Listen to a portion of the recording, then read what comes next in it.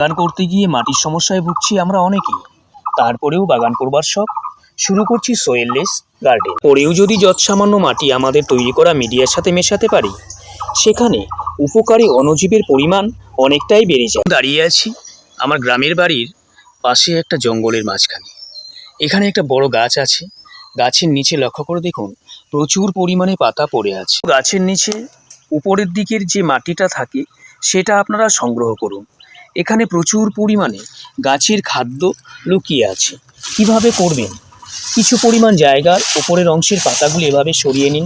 দেখুন, এটা ঠিক ওপরের লেয়ারটা নেবেন। এই মাটির মধ্যে এটা শুধু মাটি নয়, বছরের পর বছর গাছের পাতা পড়তে পড়তে ওপরের অংশে যে লেয়ারটা জমে, এখানে পাতাগুলো ডিকম্পোস্ট হতে হতে এই আকারে পরিণত হয়েছে। তবে সরাসরি প্রতিস্থাপন করে এই মাটিতে আমরা যে কোনো গাছ লাগাতে পারি, অন্য কোনো উপাদান এর সাথে মেশানোর কোনো প্রয়োজন নেই।